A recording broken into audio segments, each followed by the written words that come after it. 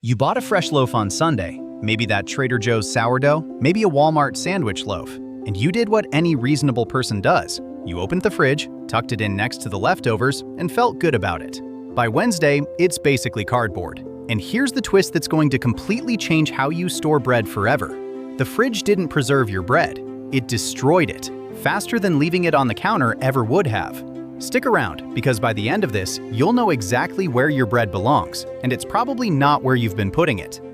Here's why this mistake is so understandable. We refrigerate everything. Leftovers go in the fridge, fruit goes in the fridge. If you want something to last longer, the fridge is the universal answer. It's practically hardwired into us. And bread feels especially logical. It's a food. Foods spoil. Mold is gross. The fridge kills mold. Therefore, bread goes in the fridge. If you grew up in a household that did this, you've probably never even questioned it. It's just what you do. And to be fair, the fridge does slow mold. If your bread has been sitting in a warm, humid kitchen, the fridge will absolutely delay that green, fuzzy moment. But here's the problem. Mold is not the only enemy. And while you're winning the battle against mold, you're losing the war against something else. Something that turns your bread from soft and airy to dense, dry, and borderline inedible in a matter of days. So what's actually happening inside that loaf? Let's back up to what bread actually is. At its core, bread is starch and water. That's the foundation. The flour gives you starch, water gets added in the mixing process, heat from the oven does the magic. When bread bakes, the starch molecules absorb water and swell up. They become soft, flexible, almost gel-like. That's what gives fresh bread its texture. That slightly squishy, springy quality when you squeeze a fresh loaf, that's hydrated starch doing its thing.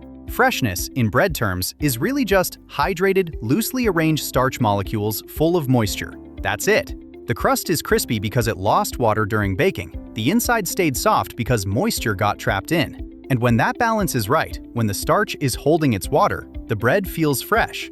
Now here's where it gets interesting. That starchy structure doesn't stay that way on its own. The moment bread leaves the oven and starts cooling down, a process begins, a slow reorganization of those starch molecules.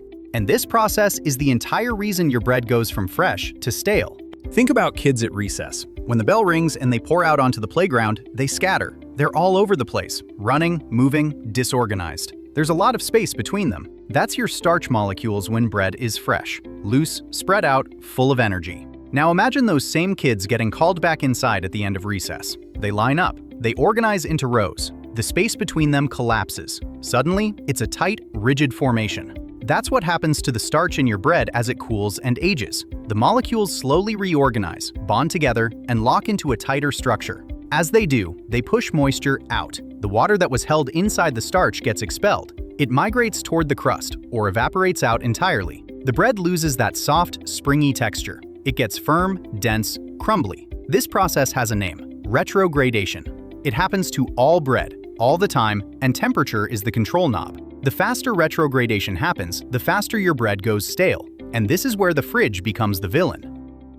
Here's the counterintuitive part. Cold slows most things down. That's the whole point of refrigeration. But staling has a sweet spot, a temperature range where it happens faster than anywhere else. That range? Approximately 35 to 40 degrees Fahrenheit, also known as your refrigerator. Room temperature slows the staling process. Very cold temperatures, we're talking freezer territory, almost stop it completely. But that middle zone, just above freezing, is where starch retrogradation kicks into overdrive. A 2021 study looked at this directly. Sourdough bread stored in the fridge came out 68% more stale than the same loaf stored on the counter. Wheat sandwich bread was 34% more stale than its counter-stored counterpart. Not a little worse, dramatically worse. And it happened fast. Bread can go stale up to 6 times faster in the fridge than at room temperature. So when you put that Trader Joe's sourdough in the fridge on Sunday night, you didn't buy it more time. You accelerated its decline. Hard. The fridge is the worst possible place for bread in terms of texture. You traded softness for a slightly longer mold window.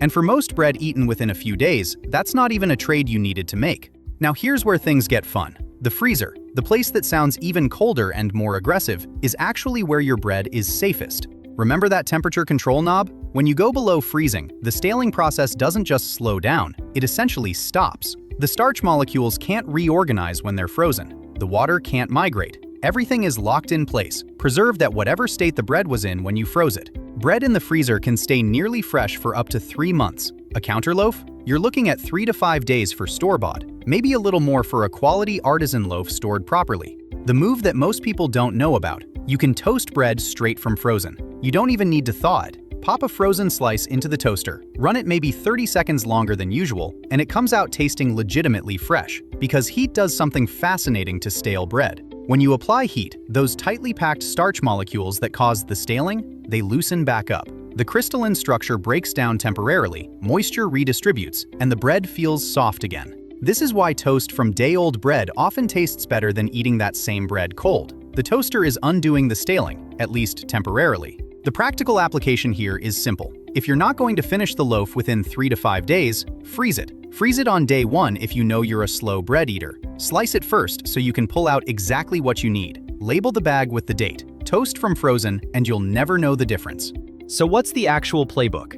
Here's how to think about it based on how fast you eat bread. If you eat bread fast, within 2 to 3 days, keep it on the counter, in the original bag or a bread box. A bread box isn't nostalgia. It controls humidity, keeps the crust from softening, and protects the crumb. Counter storage wins at this pace. If you eat bread at a medium pace, within a week, still keep it on the counter, but pay attention to your kitchen. In a hot, humid summer kitchen, mold can become a real issue around day 4 or 5. If that's your situation, slice what you need and freeze the rest rather than refrigerating the whole loaf. If you eat bread slowly, you bought that artisan sourdough and you'll get through maybe 4 slices this week. Freeze it immediately. Slice before freezing. Pull out slices as you need them. Toast straight from frozen. This is the highest quality outcome for slow bread eaters, and most people never do it because freezing bread just feels strange when the fridge is right there. One exception: if mold is an active threat, you live somewhere very humid, it's the middle of summer, and you've had bread go moldy on the counter before. The fridge is a legitimate choice to slow that down. Just know you're accepting the texture trade-off. If you're going to refrigerate, commit to toasting every slice, which temporarily reverses the staleness. The fridge is not a neutral choice. It's a specific tool that trades texture for mold protection. Use it knowing that. The fridge is bread's worst enemy for texture. The freezer is its best friend. Counter for bread you'll eat this week. Freezer for everything else. The fridge only if mold is actually a problem, and even then, toast every slice. Next time someone in your house puts the bread in the fridge, you now have the full explanation for why that's a mistake. And if you want to impress someone at a grocery store, drop the 68% stat. Watch them put the sourdough back on the counter.